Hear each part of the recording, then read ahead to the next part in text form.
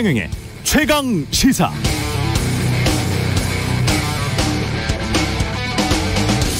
네, 지난 8일 정부는 비상경제 민생회의에서 물가를 낮추기 위해 필요한 조치들을 취했습니다. 수입 소고기, 돼지고기 관세 낮췄고요.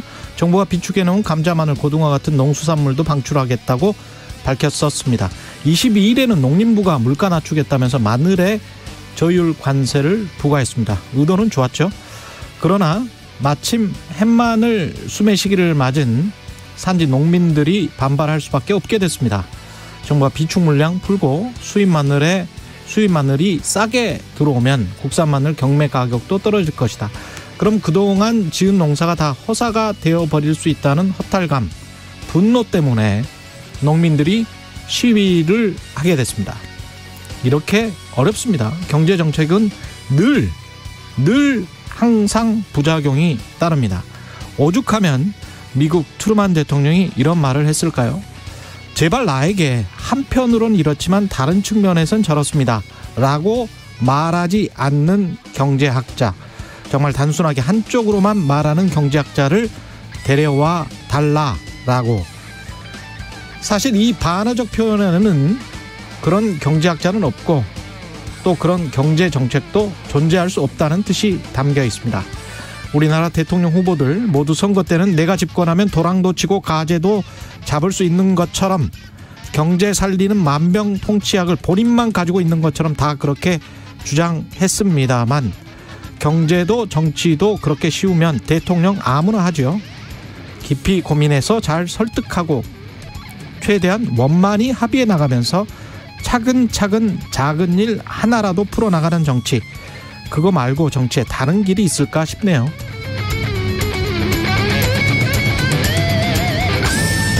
네, 안녕하십니까. 7월 27일 세상에 이익이 되는 방송 최경영의 최강시사 출발합니다. 저는 KBS 최경영 기자고요.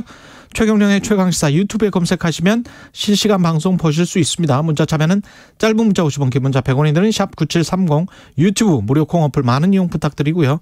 오늘 최강시사 행안부 경찰국 신설 관련해서 이채익 국민의힘 국회 행안위원장, 그리고 전해철 전 행안부 장관이었고 더불어민주당 의원이죠. 각각 만나보겠습니다.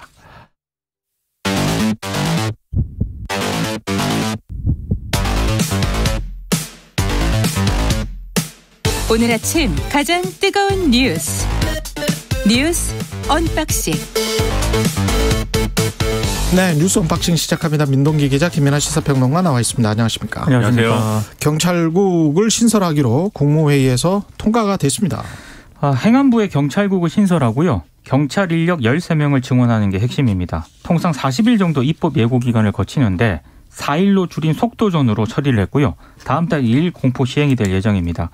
경찰들의 반발은 굉장히 조직 전체를 확산을 하고 있는데 30일로 예정된 경찰 경감 경위급 회의가 경찰 전체 구성원을 대상으로 하는 14만 전체 경찰 회의로 일단 확대가 될 것으로 보이고요. 갈등이 더 격화될 것으로 일단 예상이 되고 있습니다. 근데 윤석열 대통령이 또 어제 강경한 메시지를 냈거든요. 정부가 추진하는 정책, 조직 개편안에 집단적으로 반발한다는 것이 중대한 국가의 기강문란이 될 수 있다라고 경고를 했습니다. 그러니까 경찰의 집단 반발을 대통령에 대한 지휘 불복으로 받아들이면서 강경 대응 메시지를 낸 것인데, 상당히 또 여기에 대해서 경찰들이 어떻게 반응을 할 것인가, 이게 이제 관심의 초점으로 좀 예상이 되고 있고요. 특히 어제 이상민 행정안전부 장관이 대통령 업무보고를 진행을 했거든요. 예. 여기에서 또 논란이 될 만한 발언을 또 했습니다. 이제 경찰대 비판을 했는데, 경찰대를 졸업한 분은 경위부터 출발을 하는데 이게 우리 사회의 불공정을 보여주는 것이다, 이런 얘기를 했습니다. 그러니까 특정 대학을 졸업했다는 이유만으로 시험을 거치지 않은 게 불공정이다. 출발부터 7급이 되면 순경부터 출발하는 분들과 출발 선상이 다르기 때문에 출발 선상은 최소한 맞춰야 하지 않느냐, 이렇게 얘기를 했고요.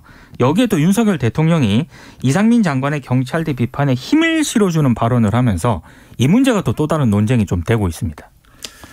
여러모로 좀 혼란스러운데, 어쨌든 경찰국 신설하기로 국무회의 의결을 했기 때문에 2일부터 그런 공포와 동시에 시행이 되는 거죠. 예. 그래서 이거는 일단은 이제 그렇게 진행이 되는 것이고, 뭐 지금 현재의 절차로 되돌릴 방법은 없는 것인데, 그런 상황에서 경찰이 이 지금 이제 원래는 이 간부급들의 어떤 회의 뭐 이런 거였는데 지금 14만 경찰이 다 참여할 수 있는 그런 이제 모임을 하겠다 이렇게 주장하고 있는 거 아니겠습니까? 물론 이게 그 공간이 뭐 이 허가가 나는지 그리고 실제로 이렇게 된 상황에서 경찰들이 얼마나 참여하는지 여러 가지 변수가 있겠지만 이거 자체에 대해서는 좀 우려도 있는 것 같아요. 그래서 애초에 이 경찰국 신설 문제에 대해서 반대해서 총경회의를 주도했던 유사명 이 총경의 경우에도 이 상황에서는 좀 이렇게 좀 모여서 이제 집단으로 목소리를 내는 것보다는 다른 방법을 찾는 게 좋다라고도 얘기를 하고 있어서 이런 논의가 경찰 내에서 어떻게 될지 주목이 되는데 근데 문제는 이제 경찰 내에서도 이런 흐름이 있다고 하면 정부도 여기에 맞춰서 이 경찰의 반발을 좀 시킬 수 있는 그런 어떤 제스처라든지 언급이라든지 이런 게 나와야 되는데 뭐 경찰대 얘기를 하고 있단 말이죠. 이거는 제가 볼 때는 접근 방법이 상당히 이제 좀 의아한 그런 상황인데 육사 나와도 소위로 인관하잖아요.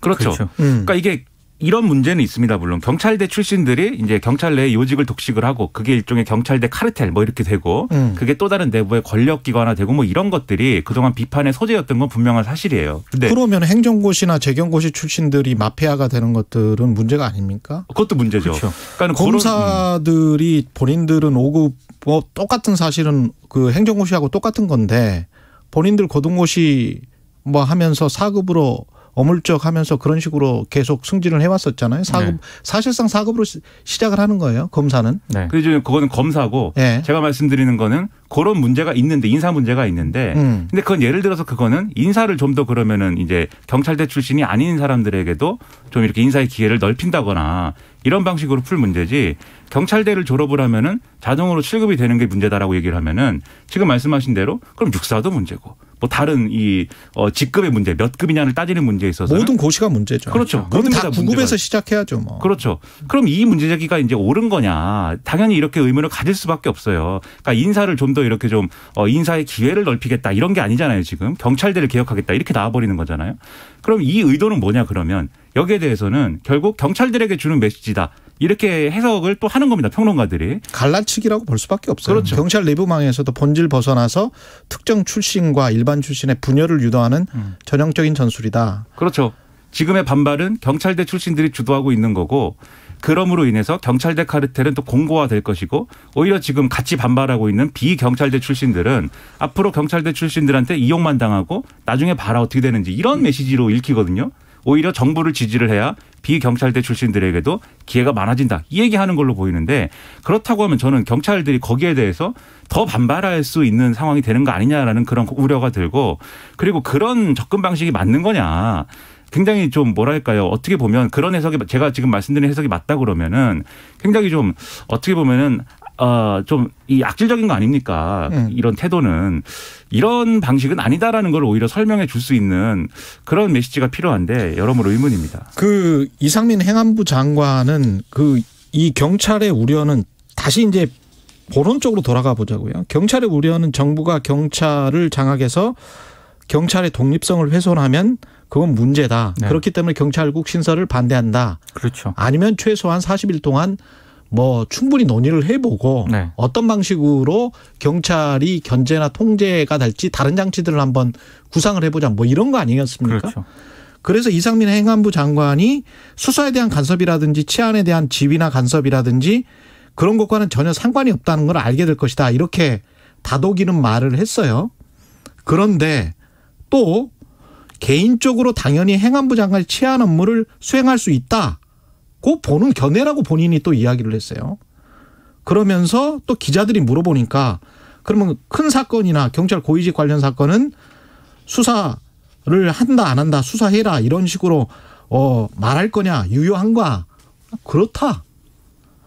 큰 피해가 예상되는 사건에 대해서는 관련 장관으로서 신속히 수사라든지 그런 내용을 말할 수 있다고 생각한다.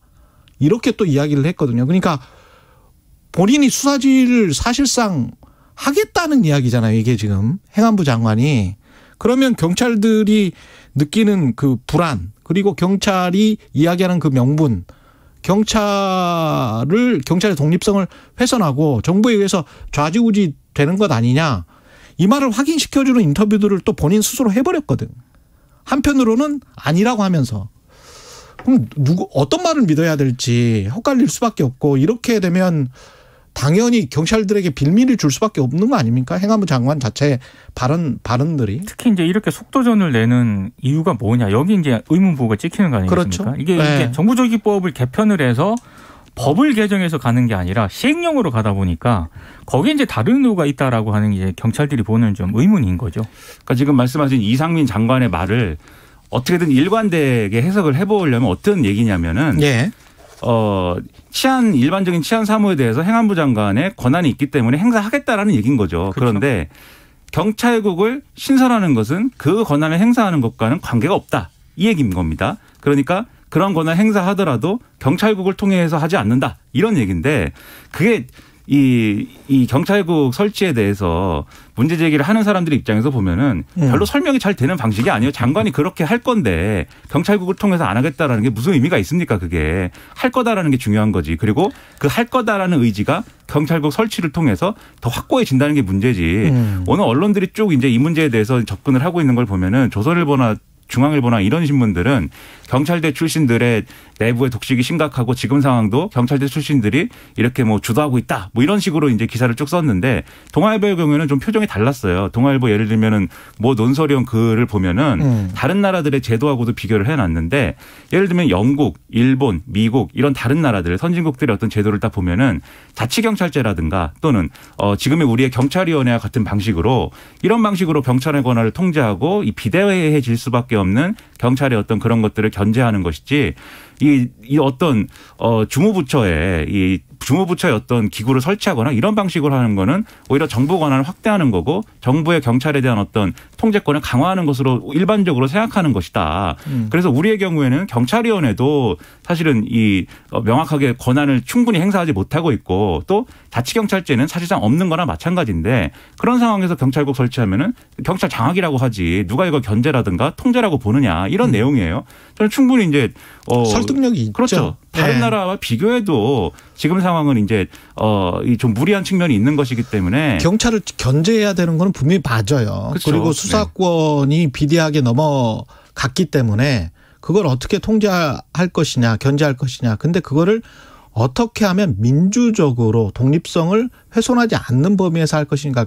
거기에 지금 논의를 집중해야 될 것 같은데 이게 상명하복만 있고 하위 상달은 전혀 없는 공무원 조직이라면 이건 민주적인 조직이라고 보기가 힘들거든요. 근데 윤석열 정부가 지금 하는 거는 제복 입었으니까 무조건 상명하복이야. 그러면 글쎄요. 이게 민주주의는 뭐 회사 문 앞에서 멈춘다라는 그런 말도 있습니다만은 이게 민주적인 국가 운영인가? 정부 운영인가? 여기에 관해서는 다시 한번 생각을 해봐야 충분히 합의를 할 수 있는 지점들이 있을 것 같거든요. 그렇습니다. 제가 보기에는. 예.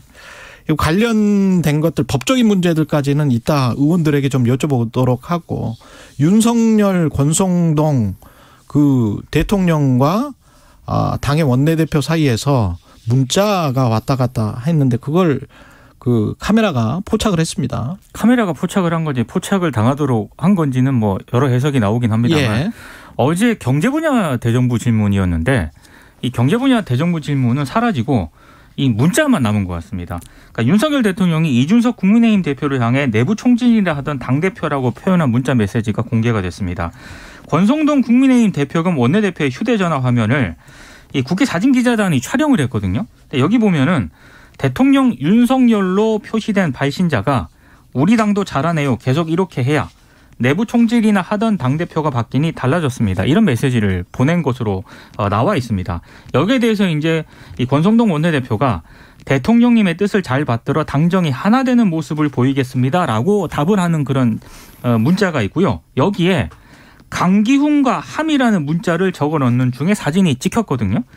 그래서 이제 이 강기훈이라는 사람이 누구냐 이걸 두고 언론들이 해석을 하고 있는데 일단 대통령실에 강기훈이라는 행정관이 근무를 하고는 있습니다. 그런데 이 강기훈이라는 사람이 지금 자유의 새벽당 초대 공동대표가 또 강기훈 대표가 있거든요. 자유의 새벽당. 자유의 새벽당이고 뭐 새로운 우파 정당을 뭐 모색한다라는 취지로 설립을 했다라고 하고요. 예. 다만 윤석열 캠프의 핵심이었던 그 권성동 원내대표와 지난 대선 기간 동안 좀 가깝게 지낸 것으로 알려져 있고요.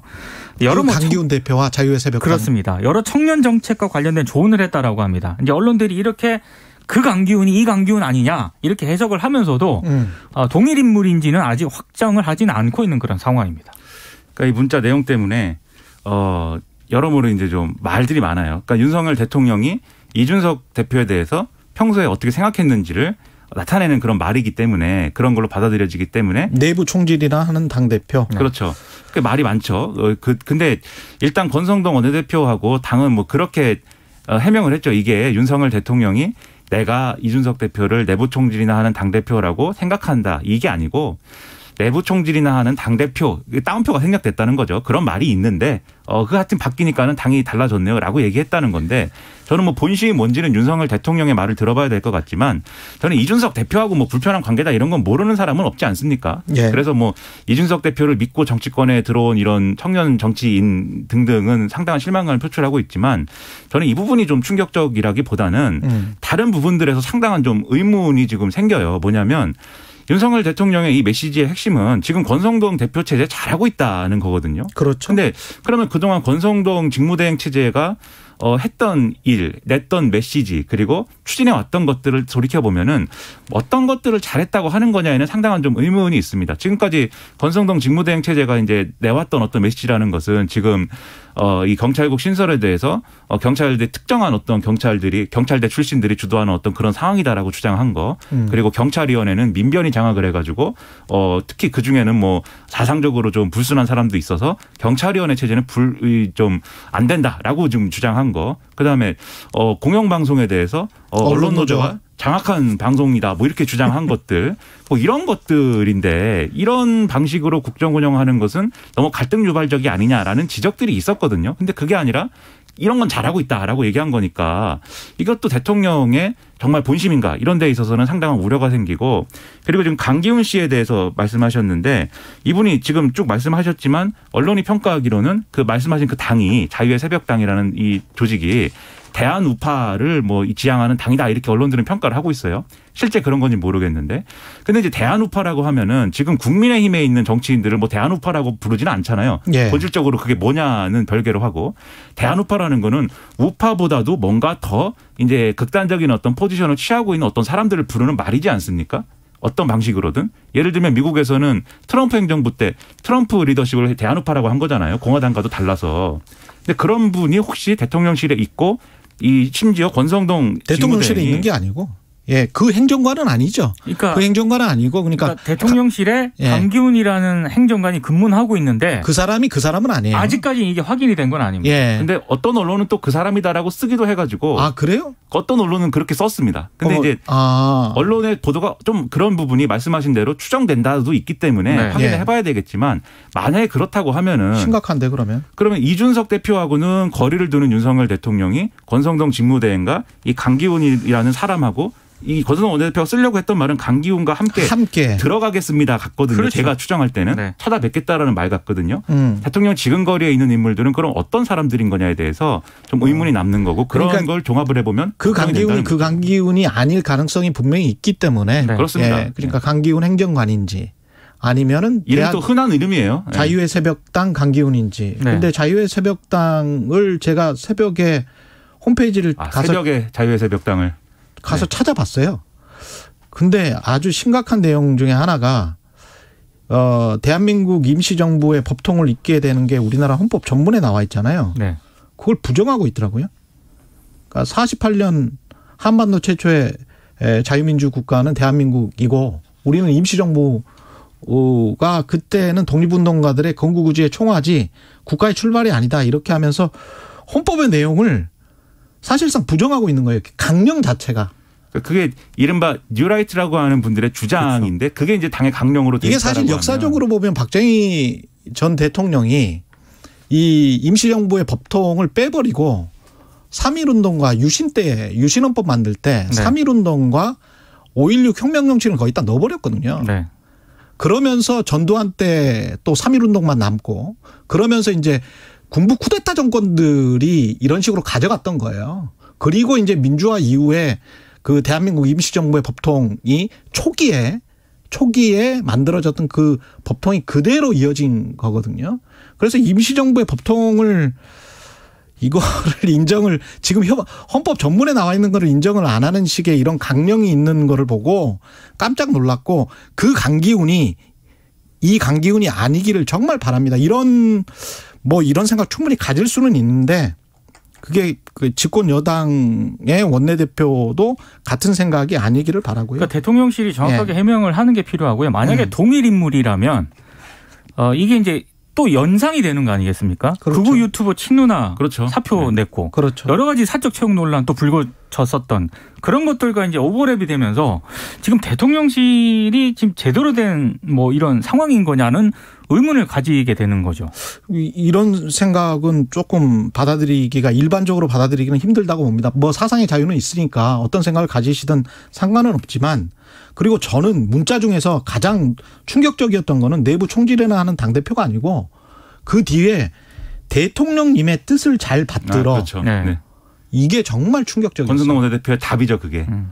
이거는 만약에 이렇게 생각해 보세요. 미국의 대통령제를 우리가 지금 가지고 있는 거라고 하잖아요. 근데 미국 공화당의 원내대표가 미국의 대통령에게 공화당 대통령에게 대통령님의 뜻을 잘 받들어 우리가 뭐를 하겠다. 이건 민주적인 게 아니에요. 당정이 일체가 되도록 하겠다라고 썼습니다. 권성동 원내대표는. 이거는 스스로 국민의힘의 중진 의원들 권성동 대표가 방송에서 하는 말도 당이 지금은 이제 옛날에는 당청이라고 했잖아요. 대통령실을 어느 정도 견제하는 기능도 분명히 있다. 스스로 말을 하거든요. 집권 여당이 되면 항상 이야기를 합니다. 그리고 본인들도 말을 했어요. 근데 대통령님의 뜻을 잘 받들어서 일체가 돼서 뭐를 다 똑같이 하겠다라는 거는 이거는 정말 심각한 이야기입니다. 네. 정말 심각한 이야기예요. 이렇게 정말 생각을 하고 있다면 이거는 토론을 좀 해봐야 될 것 같아요. 이런 당청 관계가 당과 대통령실의 관계가 바람직한가? 그것도 그거지만 저는 이렇게 대통령과 나눈 문자 메시지를 이렇게 공개가 되는 것도 정상은 아닌 것 같습니다. 네. 그렇죠. 그래서 여러모로 걱정스러운데 다만 이제 권성동 원내대표 입장에서는 윤석열 대통령하고 이제 개인적으로 나는 이제 문자다라고 얘기를 할 텐데 그러니까 사실은 대통령이 메시지 보냈는데 거기다 대고 우리는 대통령님을 견제합니다. 이렇게 보내기도 좀 그랬을 테니까 그런 점도 한번 생각을 해볼 필요는 있는데 그렇다면 어쨌든 공개는 된 거지 않습니까? 예. 공개가 됐으면 결국 이런저런 걱정과 우려가 있을 수 있으니 지금 이렇게 나눈 것에 공개된 거에 대한 유감 표명은 권성동 원내대표가 했지만 이 메시지들에 담긴 내용들에 대해서 잘 설명을 하고 해명을 하는 것은 앞으로 필요해 보입니다. 예.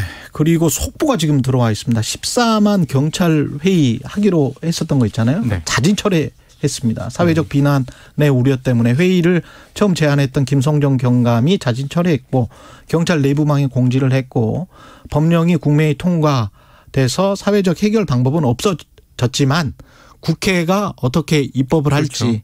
믿겠다. 이제 국회 입법 얘기는 아마 그런 얘기를 되게 시행령으로 한 거잖아요.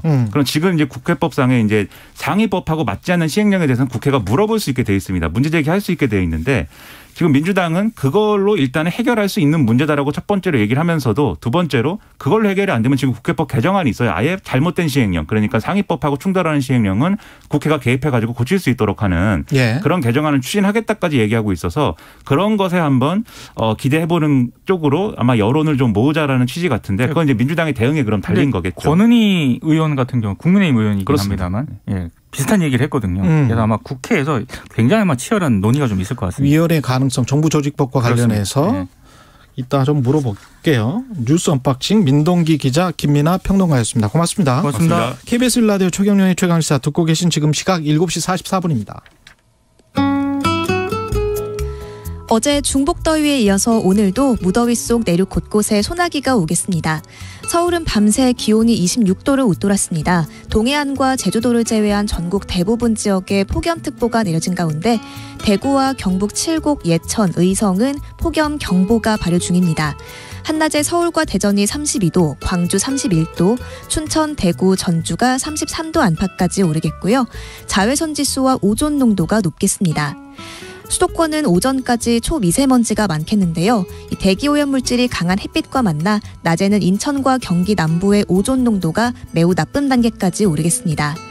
오후엔 수도권과 강원 영서, 충남, 경북 북부 내륙에 5에서 20mm의 소나기가 오는 곳이 있겠습니다. 지금 서울의 기온은 27도입니다. 날씨 정보 박다효입니다. 이어서 이 시각 교통정보입니다. KBS 교통정보센터의 정현정 씨입니다. 네, 수요일 출근길 상황입니다.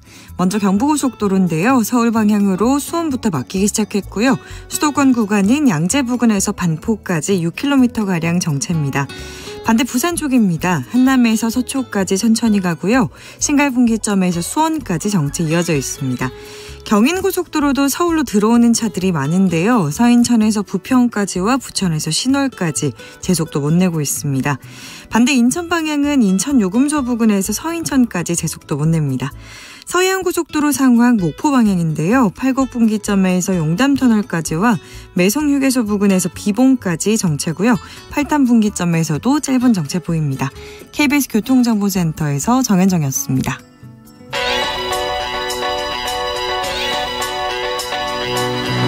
최강 시사 박대기의 눈. 네, 최강시사 박대기의 눈 시간입니다. 치포 관련해서 외교적으로도 그렇고 경제적으로도 참 어떻게 해야 될지 혼란스러운 상황인데 박대기 기자와 함께 상황 풀어보겠습니다. 일단 외교부에서는 네. 우리나라 외교부에서는 치포, 우리나라, 타이완, 일본, 미국이 주도하는 경제동맹, 반도체동맹 이게 미국의 가입 제한이 없었다. 이렇게 이야기를 한 건가요? 네, 그렇습니다. 비공식 브리핑에서 이렇게 말을 했는데요. 예. 이걸 어떻게 평가해야 될지, 치포라는 게 과연 실체가 있느냐 이런 이야기들이 지금 나오고 있는 상황인데요. 제가 판단하기에는 이거는 외교적 표현이라고 보이고요.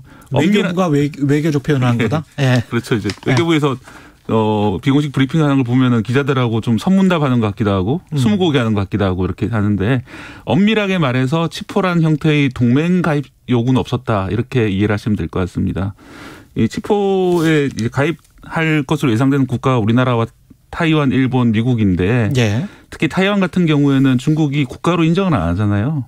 그렇죠. 중국이 국가로 인정 안 하고 자기네 지방이라고 생각하는데 자기네 땅이라고 생각하죠. 예, 다른 나라와 동맹을 맺는다는 것은 중국 입장에서는 상당히 좀 예민한 문제거든요. 그렇게 되겠습니다. 네. 예. 미국도 사실은 중국이 그런 입장을 어느 정도는 받아들이고 있어요. 그래서 타이완이 그 유엔에 가입을 못 하고 있는 거잖아요. 그런 상황이기 때문에 이게 사실 외교적으로는 동맹이라고 부를 수 있는 것이냐 엄밀하게 따지면 좀 말이 헷갈린다는 거죠. 그렇기 때문에 이게 뭐 엄밀한 의미에서 동맹이거나 뭐 가입 제한을 하고 주고받고 이런 건 아니라는 그런 의미로 보이고요. 그 외교부 말을 믿는다면 뭔가 반도체 관련해서 내 나라 정도가 모여가지고 얘기는 하고 있는데 예. 이게 동맹이나 아니면 무슨 의무가 발생하는 것인지 또 내용적으로 중국을 배제한다든지 뭐 그런 내용이 들어가는 건지 아직은 확정할 수 없다. 그런 그렇죠. 이야기로 보이고요. 네. 또 한덕수 국무총리는 이거 좀 상반된 이야기를 했어요. 잘 검토해서 결정하겠다. 치포에 대해서는. 아, 한덕수 국무총리는 그렇게 이야기했습니까? 예, 그 얘기는 결국은 뭔가가 이루어지고 있다는 얘기인데. 잘 검토해서 결정하겠다? 예, 그러니까요. 치포 뭐 가입 여부나 이런 것들을 잘 검토해서 결정하겠다고 한 건데요.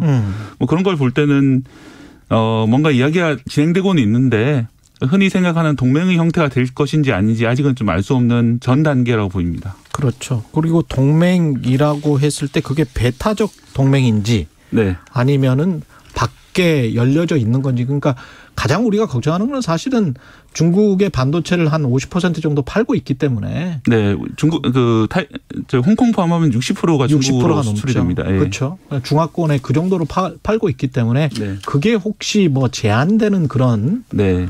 그런 치포 동맹이면 배타적인 치포 동맹이면 우리 경제에는 치명적이잖아요. 그러니까 말씀하신 내용은 사실 중국 관영 매체인 글로벌 타임스가 예. 그 60% 물량을 우리가 수입하고 있는데 뭐 그렇게 해도 되겠냐. 만약 한국이 그렇게 한다면은 경제적 자살이다. 뭐 이런 표현까지 써가면서 아주 강하게 압박을 했는데요. 우리 사실은 경제 전문가들도 그렇게 되면 경제적 자살이라는 거는 다 동의할 겁니다. 네, 그런데 예. 이제 또 그런 면도 있습니다. 이 반도체라는 것이 특히 우리나라 산업이 주력 품목인 디램 반도체 같은 경우에는 전 세계 물량을 70%를 우리나라가 만들고 있거든요. 그렇죠.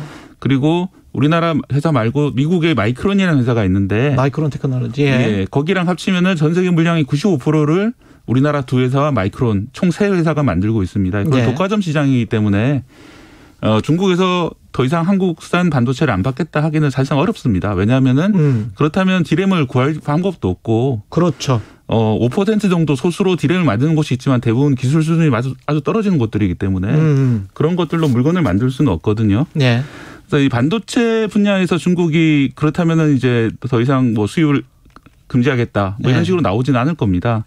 다만 다른 여러 가지 많은 분야들이 있거든요. 중국하고 다른 물품 서비스. 예, 우리나라와 중국이 무역을 하고 있는 다른 여러 가지 물건들이 있는데 예. 예를 들어서 지난해 같은 경우에도 중국에서 요소 수입이 안 되니까 요소수 대란이 났었잖아요. 예. 그런 것처럼 다른 뭔가를 이용해서 무역 보복을 할 가능성이 있기 때문에 정부에서도 상당히 좀 주의 깊게 보고 있는 그런 상황입니다. 그러니까 치포 동맹이라는 이 동맹의 내용이 명확하게 뭔지가 나와야 네. 중국의 반응도 정교하게 나올 것이고 네. 우리도 이걸 할지 말지 어느 정도 들어갈지 이것도 결정할 수 있겠네요.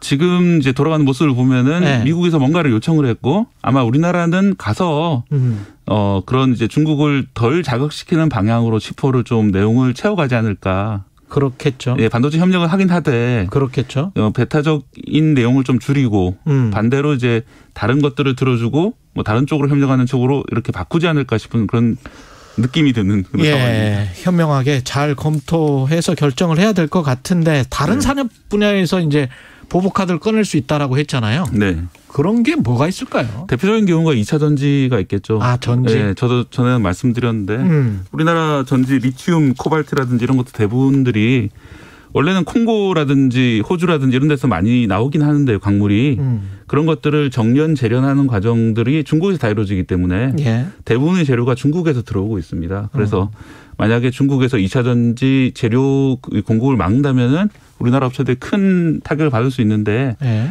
아마 그런 단계로 가기도 중국도 쉽지는 않을 겁니다. 중국이 이제 자국 산업을 또 희생해야 그렇게 할 수 있는 거니까요.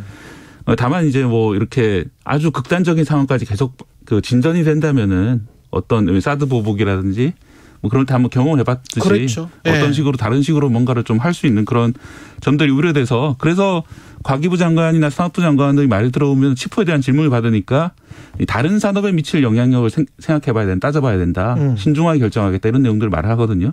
그렇죠. 그 내용은 이제 반도체 산업뿐만 아니라 다른 산업에 중국과의 무역 마찰이 생기는 걸 원치 않는다 이런 의도로 저는 읽었습니다.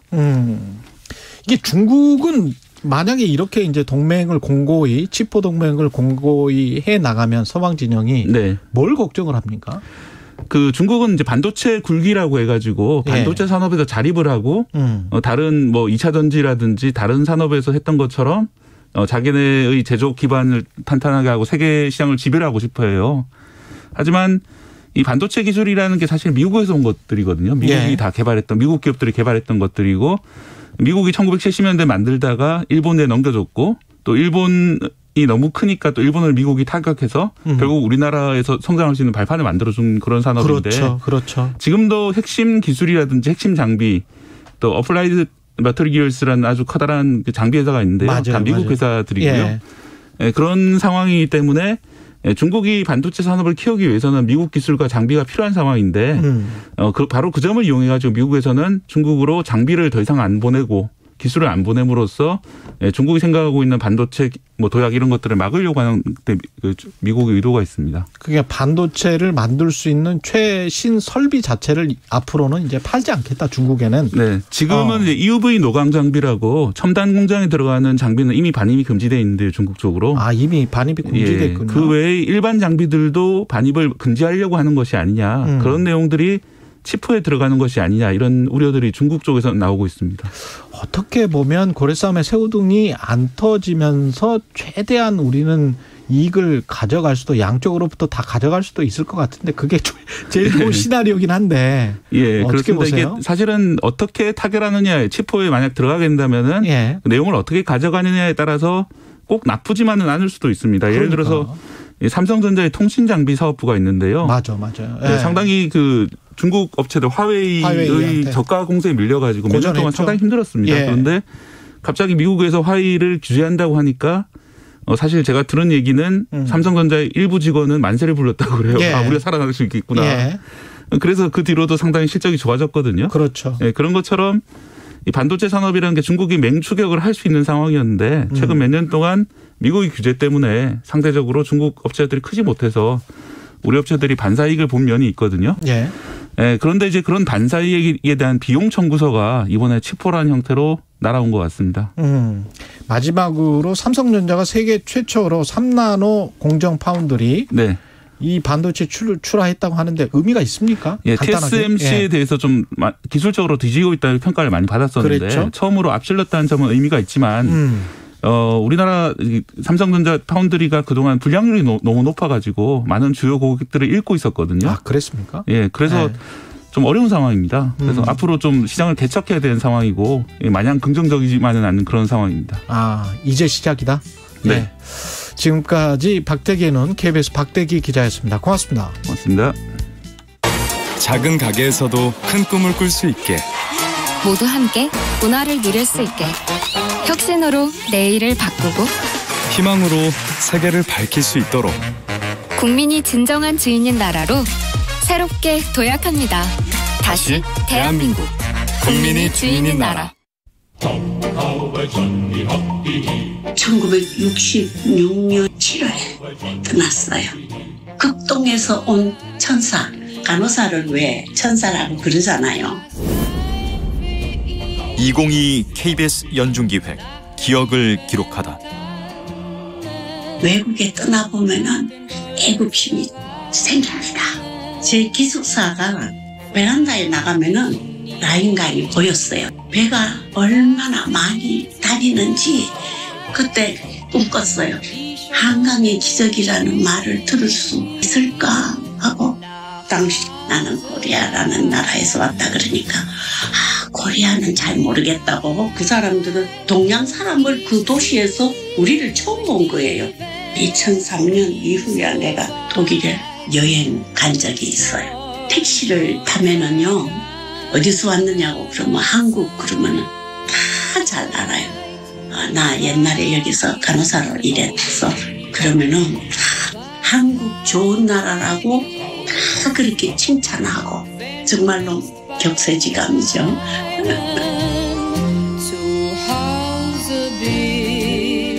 우리가 파독 간호사, 광부, 간호조무사 이런 사람들이 영원히 기억될 수 있는 장소가 있었으면 좋겠어요.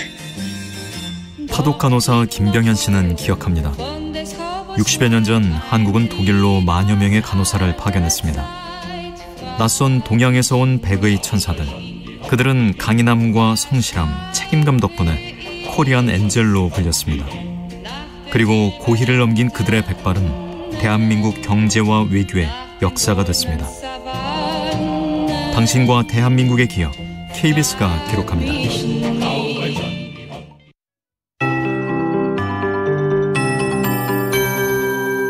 KBS 58분 날씨. 본격적인 한여름 더위가 다가오면서 한밤중에도 열기가 식을 줄을 모릅니다. 중서부 지역과 제주도에 열대야가 나타나 서울의 기온이 밤새 26도, 청주와 제주가 25도를 웃돌았는데요. 전국 대부분 지역에 폭염주의보가, 대구, 경북 일부 지역은 폭염경보가 이어지고 있습니다. 한낮에 서울과 대전이 32도, 광주 31도, 춘천, 대구, 전주가 33도 안팎으로 어제만큼 덥겠습니다.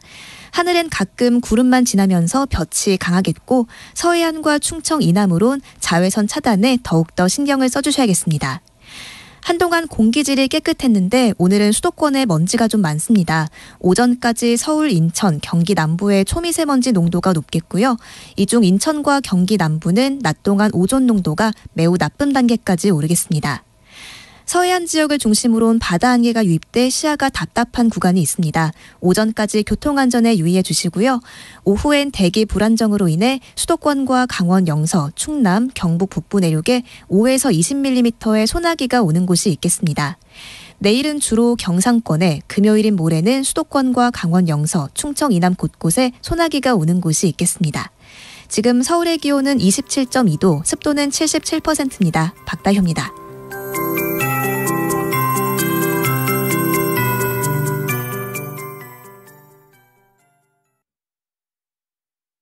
정성을 다하는 국민의 방송 KBS가 8시를 알려드립니다.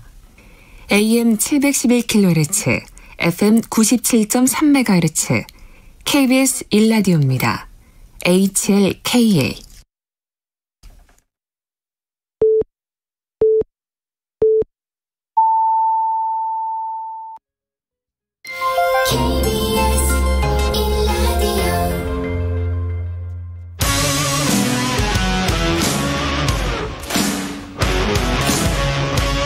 오늘 하루 이슈의 중심 최경영의 최강시사.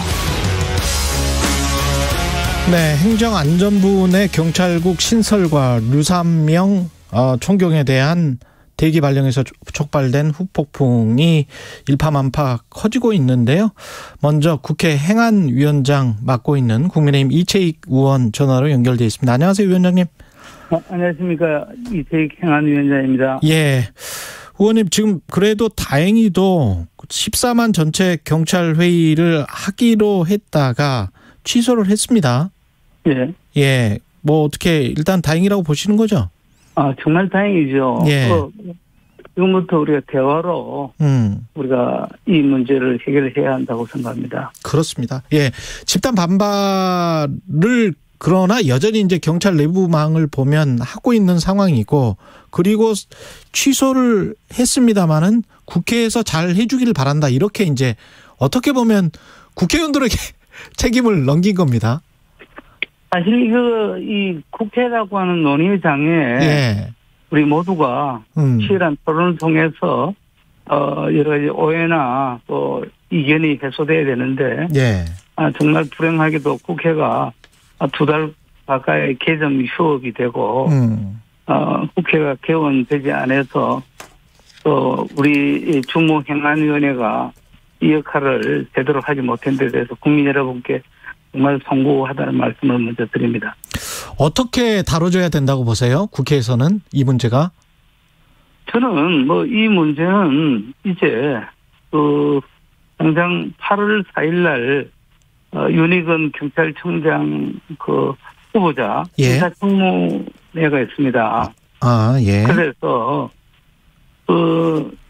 경찰청장이 공식적으로 임명을 받고 그분과 함께 이 대화를 좀 하는 것이 제일 낫지.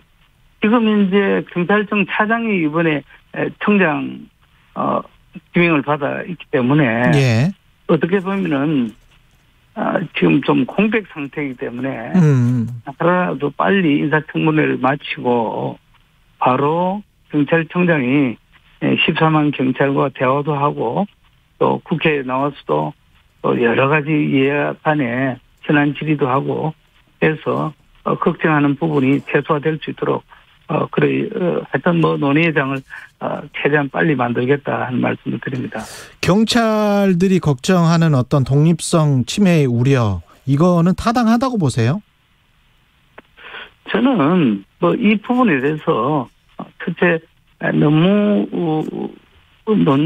논점이 좀 정폭되어 있다. 저는 그렇게 생각합니다.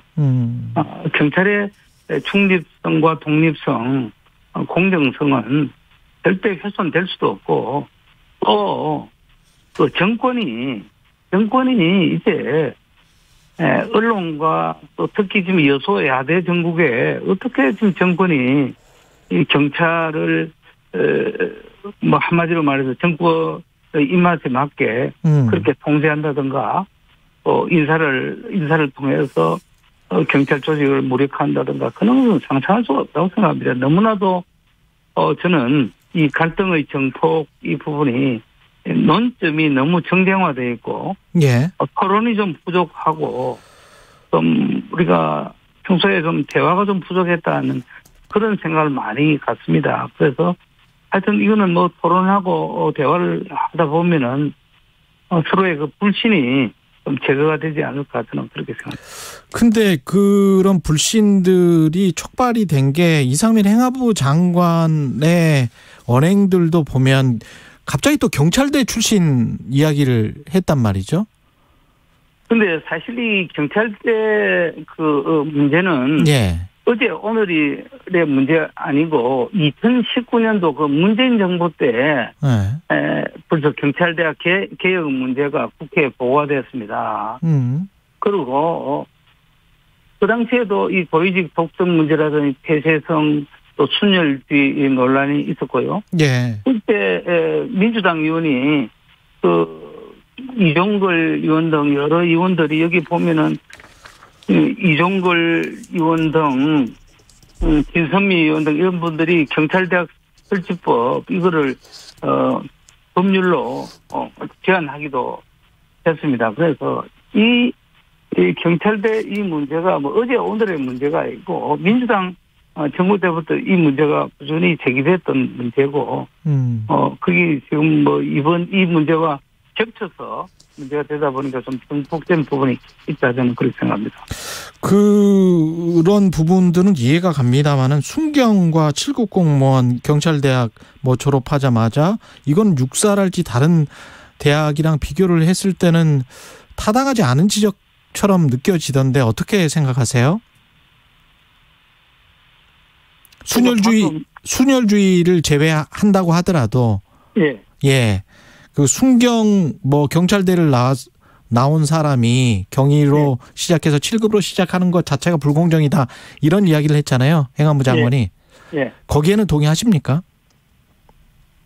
지금 사실 그 경찰 내부에서는 그런 불만이 많죠. 지금 현재 제가 20대 국회에서도 이런 여러 가지 민을 많이 받았습니다. 예. 그때 제일 많이 받았던 민원 중에 하나가 경찰의 카르텔 문제입니다.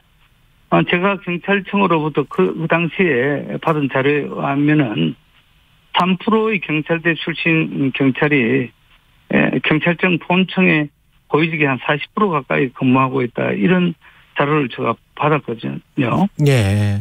그래서 경찰청은 주요 기획 수사를 기획하며 경찰 내 핵심 승진 고소로 꼽히는데 이로 인해 일선 경찰들은 어떻게 보면 순경부터 차곡차곡 올라가서 간부가 되기는 참으로 힘든데 이런 일선 경찰들의 승진 기회가 박탈되고 있기 때문에 이런 부분에 대해서 경찰 내부에서도 경찰대학에 대한 여러 가지 이 불만의 목소리가 있고 또 이번에도 사실 이런 문제 제기하는 분들이 좀 경찰대 출신들이 좀 앞장서니까 또 이런 외부 공정 문제도 지적을 저희 상임위원장님들도 많이 지금 건의를 하고 있습니다. 그래서 이 부분은 이번 기회에 우리가 토론을 좀 한번 해볼 필요가 있다 저는 그렇게 생각해요. 그 의원님은 상당히 온건하게 말씀을 하시는데 가령 총경회의나 이런 것들이 쿠데타다. 쿠데타에 빗대어서 이제 비판을 했잖아요. 네. 이건 좀 너무 좀 많이 나간 것 아닌가 그런 지적도 있거든요. 뭐 저도 그렇게 생각합니다. 충무장관이 좀 더욱더 열린 마음으로 경찰관과 대화하는 모습이 필요하다. 예. 좀 끌어안는 모습이 필요하다. 그런데 이제 주무장관은 좀 어떻게 보면 너무 원칙주의 또 어떤 국가 간에 정말 너무 좀 뚜렷한 강직한 그런 장관의 모습을 뭐 좀 표현했다 저는 이렇게 보는데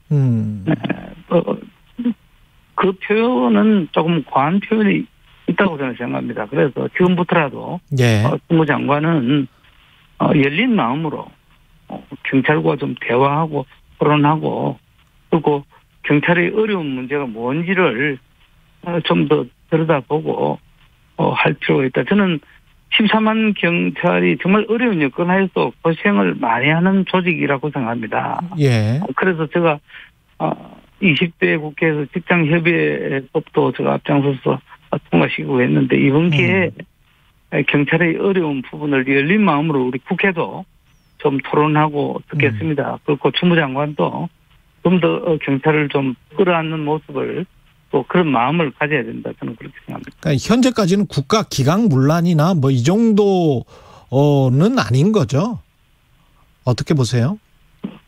그런데 뭐 그 부분에 대해서는 저는 방금 사회자하고는 좀 견해를 달리합니다. 그 부분은 네. 예. 지금 이제 민생이 굉장히 어렵잖아요. 예. 그리고 지금 뭐 대우 사태 등 여러 가지 곳곳에서 사회적인 갈등이 노출되는데 이러한 부분을 경찰까지 이렇게 집단적으로 또 공개적으로 또 어떻게 보면 상관의 어떤 지시를 어기고 그렇게 하는 모습은 전체 국민들에게는 동의받기가 저는 어렵다고 생각합니다. 얼마든지 우리가 열린 마음으로 또 합법적으로 합리적으로 풀 수 있는 방법은 얼마든지 있다. 뭐 그런 입장에서 이번 통경급 이상의 그 아산 인재 경찰 개발 원에서 총경회의한 것 한 부분은 예. 바람직한 일은 아니었다 저는 그렇게 생각합니다. 알겠습니다. 그러면 합리적으로 풀 수 있는 부분이 있다라고 말씀을 하셨기 때문에 그럼 굳이 경찰국을 행안부에 뭐 시행령으로 넣어서 지금 국회에 통과가 되긴 했습니다만은 다른 어떤 통제 방안들을 논의할 수 있는 가능성은 없을까요? 혹시 국회에서 국가경찰위원회랄지 뭐 어떤 다른 통제 방안? 그런데 지금 경찰위원회는 지금 자문 또 심의 기구로 한정되어 있기 때문에 경찰위원회가 그야말로 경찰청을 지휘해야 될 행안부 장관의 여러 가지 직무를 대행하기는 어렵다고 저는 생각합니다. 그래서 경찰국 신설에 대해서 좀 더 우리의 이해 폭을 좀 더 넓히는 부분이 필요하지 않나 그렇게 생각합니다. 그래서 우리 행안위에서도 경찰국이 수행하는 업무 등을 하나하나 점검해서 국민들이 우려하는 부분을 불식시키고 방금 사회자께서 말씀하신 국가경찰위원회 개선 방안 등 이런 부분도 이번 기회에 좀 더 우리가 세심하게 들여다보겠습니다. 그런데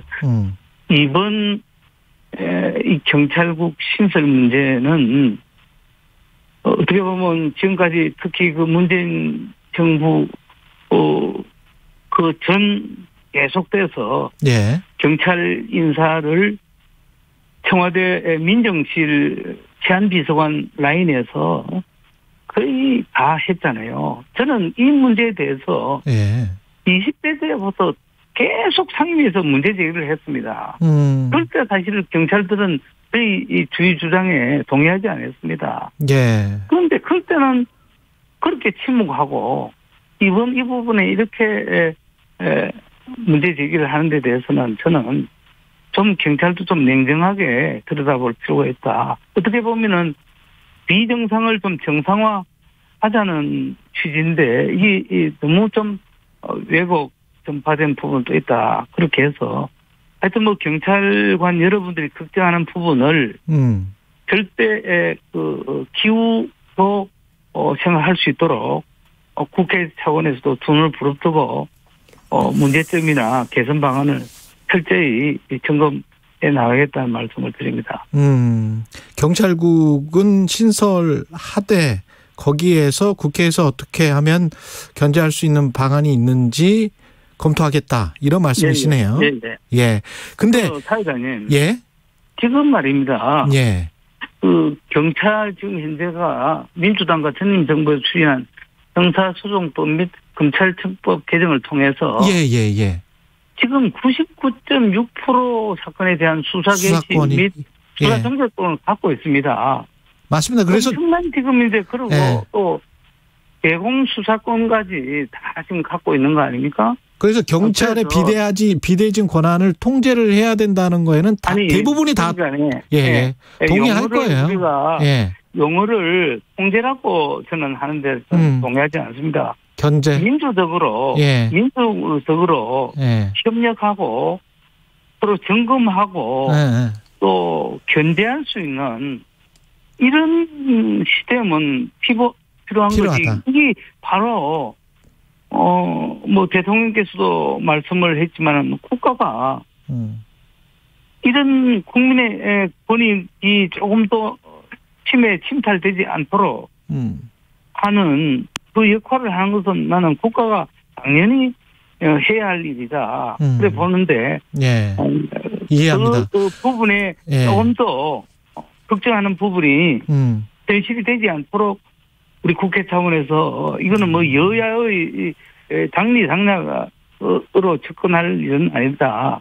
그래서 국민의 이익, 국민의 어떤 인권, 또 국민의 어떤 자유가 조금 더 훼손되지 않는 선에서 이거는 최종적으로 합의돼야 된다. 이런 관점에서 해당 상임위원장으로서 절대 여기에 제가 공평무수하게 이 부분을 지금 보고 있다. 이런 말씀 좀 드리고 그렇게 할 것입니다. 마지막으로 한 가지만 여쭤볼게요. 그 행안부 내 경찰국을 신설하고 이걸 시행령으로 지금 국무회의에서 통과를 시켰는데 이게 위헌이라는 주장, 정부조직법에 맞지 않는다. 정부조직법을 개정해야 경찰국을 신설할 수 있다. 이 주장에 관해서는 어떻게 생각을 하세요? 저는 이것도 너무 좀 잘못된 얘기라고 봅니다. 예. 지금 정부조직법 34조는 행안부 장관의 사무를 열거하고 있습니다.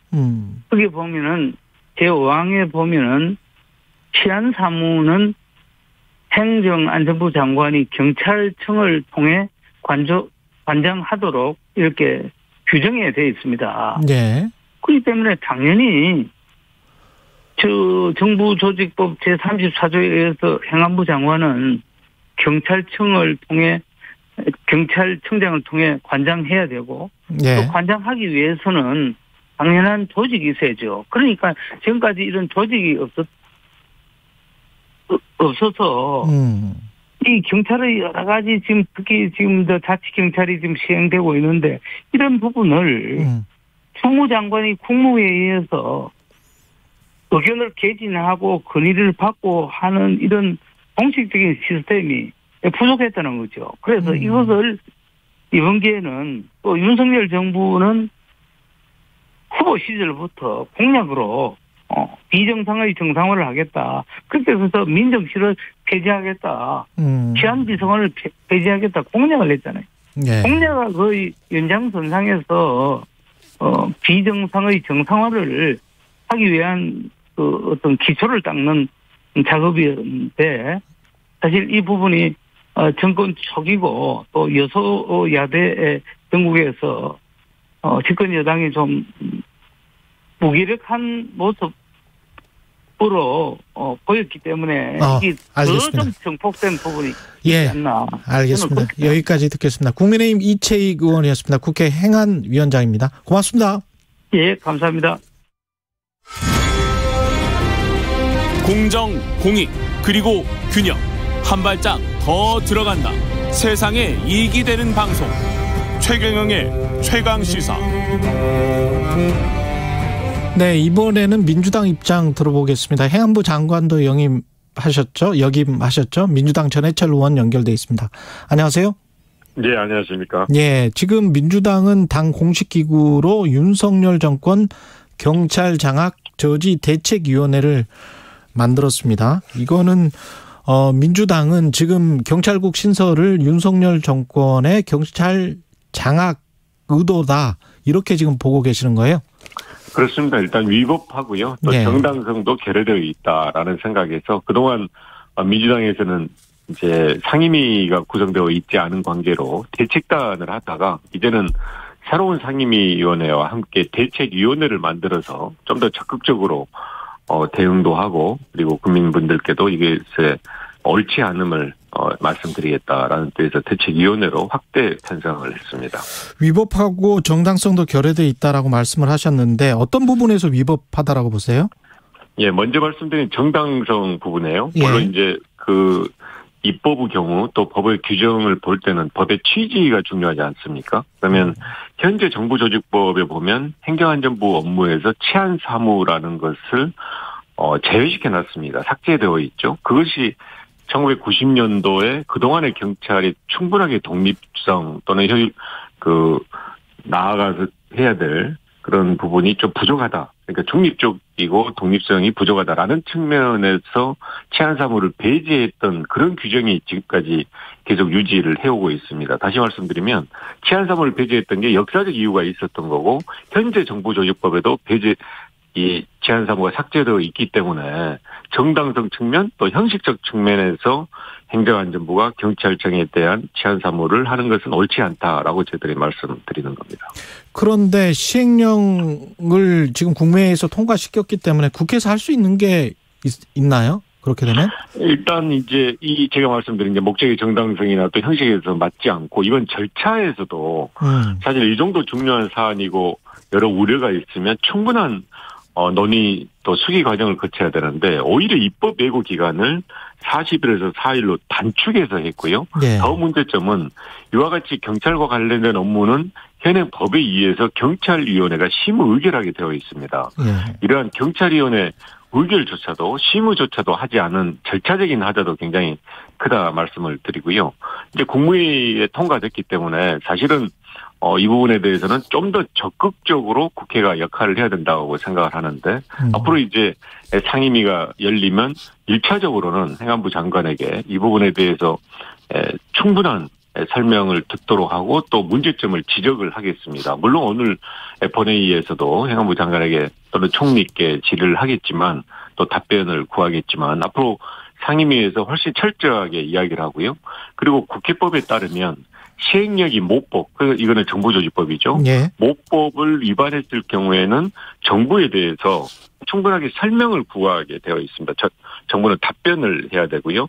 이런 부분이 불충분하면 거기에 따른 행안부 장관 등에 대한 정치적 책임을 물을 수가 있는 이런 일련의 과정 등이 있습니다. 그래서 특히 이제 상임위가 구성이 되어 있기 때문에 예. 국회에서 충분하게 이 부분에 대한 문제점도 지적하고 그리고 거기에 대한 좀 더 적극적인 대책을 요구하겠습니다. 충분히 질의를 하고 정부의 답변이 모자라다, 이유가 없다라고 생각을 하면 납득하지 못하겠다라고 생각을 하면 탄핵까지도 갈 수 있습니까? 장관 탄핵까지도?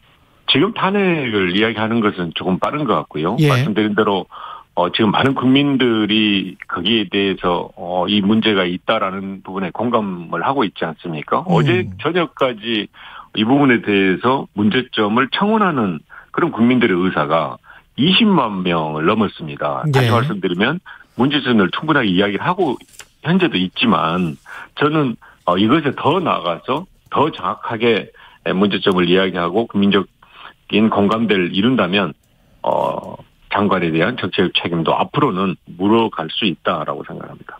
근데 이제 정부의 입장 그리고 방금 이책 위원장도 더 투명하게 민주적으로 하기 위해서 경찰국을 신설하는 거는 타당하다 뭐 이런 이야기잖아요. 민정수석실이 관장을 했었는데 그걸 오히려 행정부 내로 가지고 온 게 뭐가 잘못이냐? 일단 지난 30년간 해왔던 것을 다 문제다라고 이야기하는 것이 기본적으로 맞지 않다고 생각을 합니다. 예. 그리고 그렇게 이야기를 하려면 몇 번의 정부를 거쳐오는 과정에서 이런 게 문제라고 구체적으로 이야기를 해야지 막연하게 이전에 문제라고 이야기하는 것 저는 뭐 거기에 동의할 수 없고요. 그리고 대통령의 경우에는 지시 감독을 할 수 있는 그런 헌법 또는 법률의 규정이 있습니다. 예. 그러니까 대통령은 정부의 수반으로 법령에 의해서 모든 중앙행정기관의 장을 지휘 감독할 수 있거든요. 거기에 의해서 대통령의 그 권한 행사를 청와대 참모들이 비서들이 그걸 보조하고 보완하는 일을 해왔던 건데 만약에 그것이 문제가 있다 그러면 그걸 좀 더 투명하게 공정하게 하면 되는 거지.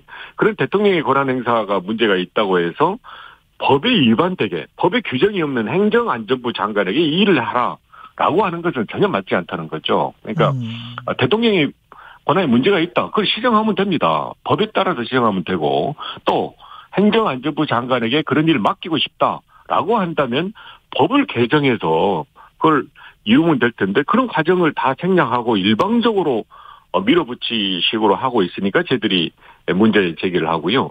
특히 입법이라는 것은 조문을 하나 수정하는 그런 의미에 뿐만이 아니고 입법 과정에서 국민들의 의사를 충분하게 듣고 또 이해관계의 의견도 듣고 또 전문가의 의견을 들으면서 새로운 법을 만들어가는 건데 그런 과정을 생략한 것 자체가 저는 일단 정당성도 결여되어 있고 그러기 때문에 국민들이 동의할 수 없다라고 이제 말씀을 드리는 겁니다.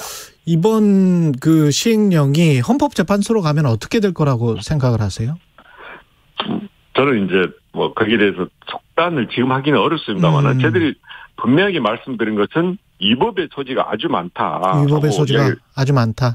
예, 그렇습니다. 왜냐하면 지금 헌법 96조에 보면 행정각부의 설치 조직과 직무범위는 법률로 정한다라고 명확하게 규정이 되어 있습니다.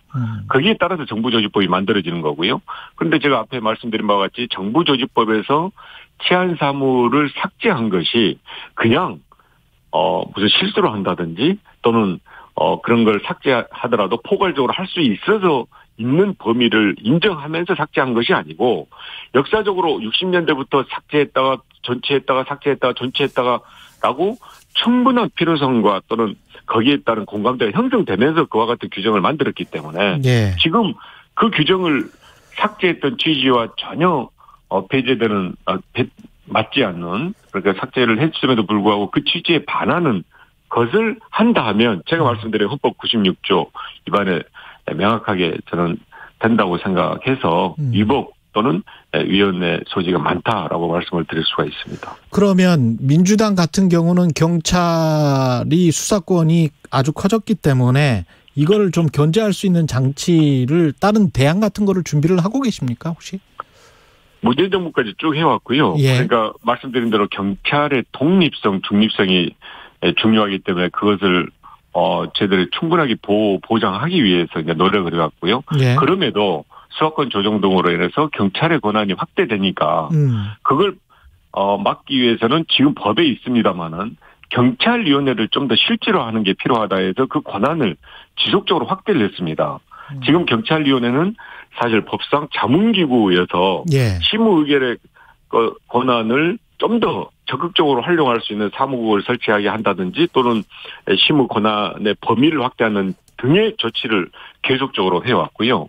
또 한편으로는 이 경찰이 굉장히 인원이라든지 권한이 비례해지는 것을 좀 더 효율적으로 분리하고 통제하기 위해서 자치경찰제를 그래서 시행을 한 겁니다.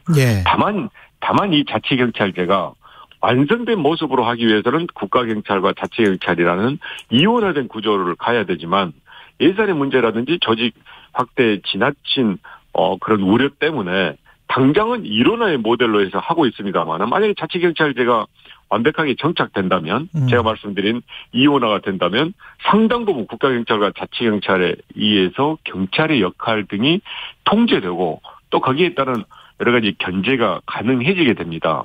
말씀드린 바와 같이 경찰위원회 실질화 또는 자치경찰제 정착 등과 같이 수년간 해왔던 그런 경찰에 대한 통제, 경찰에 대한 견제 이런 방안들을 다 무시하고 법에도 위반되는 그런 것을 갑자기 이렇게 일방통행으로 하는 것은 저는 국정 운영에 있어서 맞지 않다. 마지막으로 전 정권에서 수사됐어야 하는데 안 된 것들이 꽤 있다. 이게 이상민 장관의 발언이거든요. 가장 제가 말씀드린 경찰의 또 보장되어야 될 것이 경찰의 중립성, 독립성인데요. 그중에 더 중요한 것이 수사에 대한 독립성입니다. 그것을 하기 위해서 국가수사본부를 만들어서 경찰청장이라 하더라도 수사에 관여를 못하게 되어 있거든요. 그런데 만약에 행안부 장관이 그 수사에 대해서 영향을 미치려고 한다면 저는 정말로 잘못된 것이고 지난 수년간 수십 년간 해왔던 경찰의 독립성에 저해되는 그런 것이라고 생각합니다. 그렇기 때문에 저희들은 경찰국 설치나 이런 부분이 그런 우려를 더욱더 하기 때문에 반대하는 것이고 또 그런 방향으로는 가서는 안 된다라고 강하게 말씀드리는 겁니다. 민주당 전해철 의원이었습니다. 고맙습니다. 예, 감사합니다. 잠시 후 8시 반부터 일부 지역국에서는 해당 지역 방송을 보내드립니다.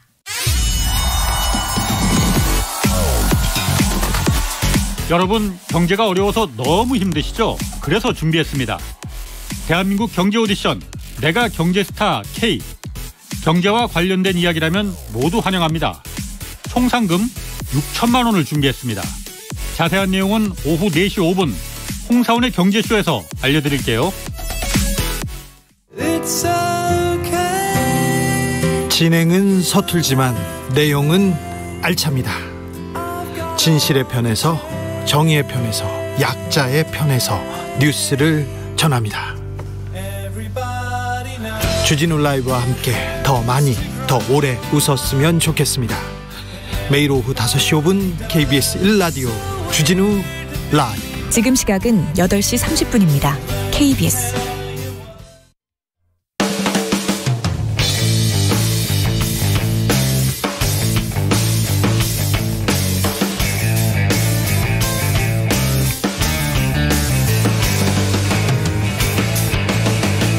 최경영의 최강 시사.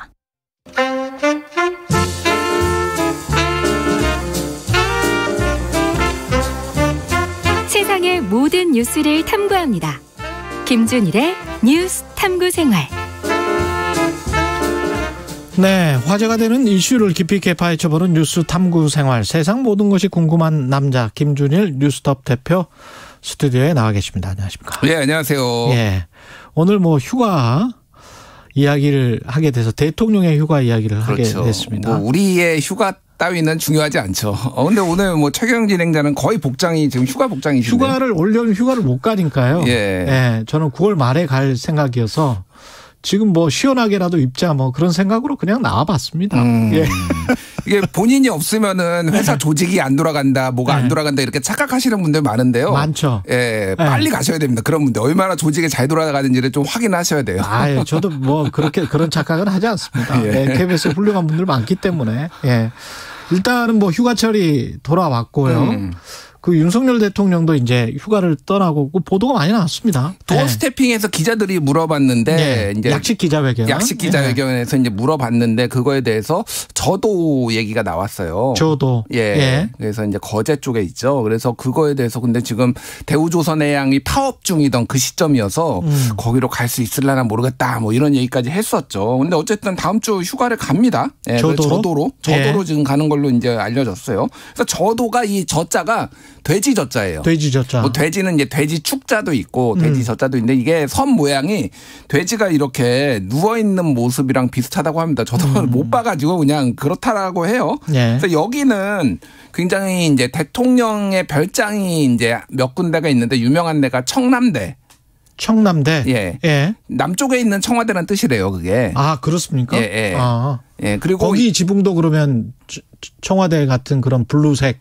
예, 청색. 그렇게 일부 이제 그 시설들은 그렇게 돼 있고 모든 게 다 그렇게 돼 있는지는 모르겠어요. 저도 이제 사진으로만 봐서 그리고 이제 여기는 저도는 예전에 청해대라고 불렀대요. 바다에 있는 청와대. 아, 청해대. 예. 그런데 어쨌든 뭐 저도 별장 이렇게.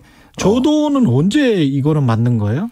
대통령 별장으로? 이게 1920년대는 일제강점기 때는 일본군의 시설로도 이용이 됐는데 해방 이후에 해방 이후에 이제 여기가 워낙 풍경이 좋아서 지금 대통령들이 많이 이용을 했다라고 합니다. 그래서 이미 이승만 대통령부터 이때 갔어요. 그러니까 이제 뭐 거의 이제 건국 이래 대한민국 건국 이래 모든 대통령이 여기를 이용했다고 보시면 될 것 같아요. 그래서 뭐 박정희 대통령, 김영삼 대통령 다 이명박 대통령 다 갔고요. 다만 김영삼 대통령 같은 경우에는 권위주의를 타파하겠다라고 하면서 여기를 대통령 별장 저도를 대통령 별장으로 해제를 했어요. 아, 그랬군요. 예. 그런데 이명박 대통령이 재지정을 합니다.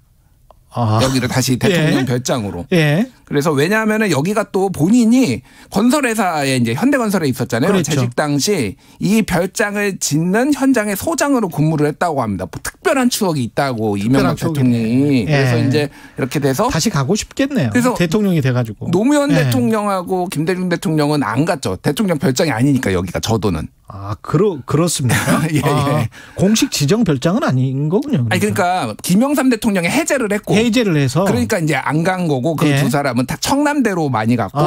그리고 이제 다시 되네. 이제 박근혜 대통령이 가장 유명한데 첫 휴가를 이제 취임하고 첫 휴가를 여기 바다 이 저도에 가서 해변가에 저도의 추억이라고 이제 나뭇가지로 이렇게 쓴 거가 사진이 나와서 그때 굉장히 유명해졌죠. 그게 이제 박정희 전 대통령과 함께 갔었을 때 옛날에 이제 아버지랑 같이 같이 왔었던 곳이다라고 이제 해서 뭐 그런 사진들이 또 화제가 되기도 했습니다. 맞습니다. 예, 그 사진 저도 기억이 나고 지금 일반 시민도 저도에 갈 수 있습니까? 갈 수 있어요. 아, 그래요? 예, 근데 우리 같은 사람 그럼요. 갈 수 있습니다. 다만 7월 달에는 입도가 안 된답니다. 7월이 대통령이 오셔서 아마 안 되는 것 같아요. 추정컨대. 그래서 8월부터는 된다고 하니까 갈 수는 있는데 그러니까 숙박시설이 없어요, 여기는.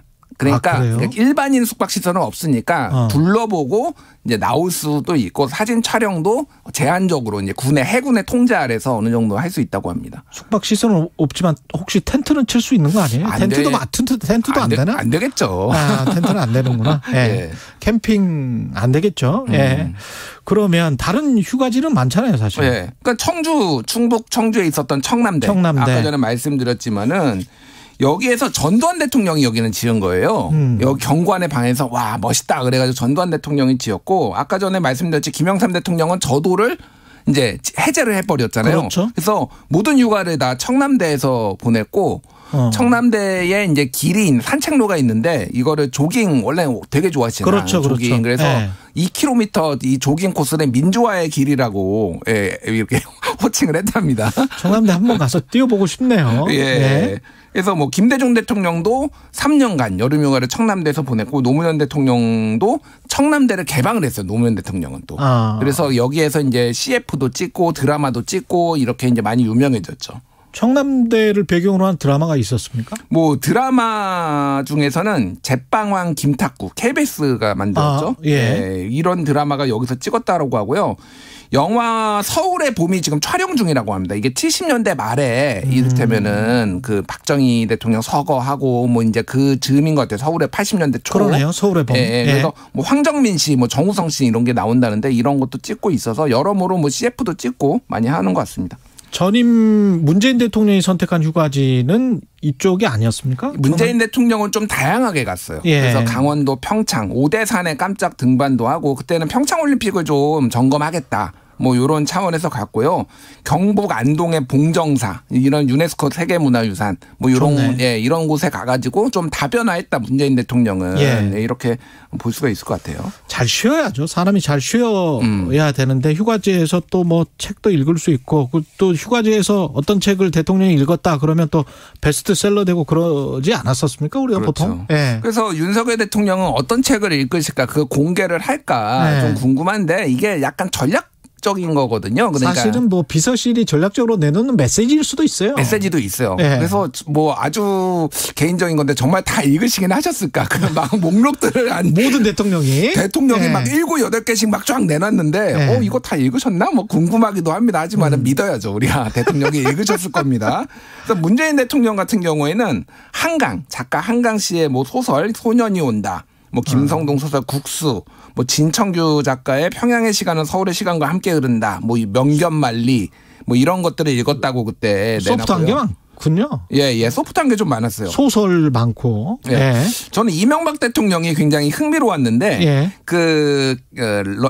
리차드 탈러하고 캐스 선스타인이라는 유명한 하버드의 이제 법학 대학원에 있는 교수가 쓴 넛지라는 책이 있습니다. 넛지가 부드럽게 이렇게 해가지고 행정을 움직인다, 정책을 움직인다 이런 건데 최근에 개정판도 또 나왔어요.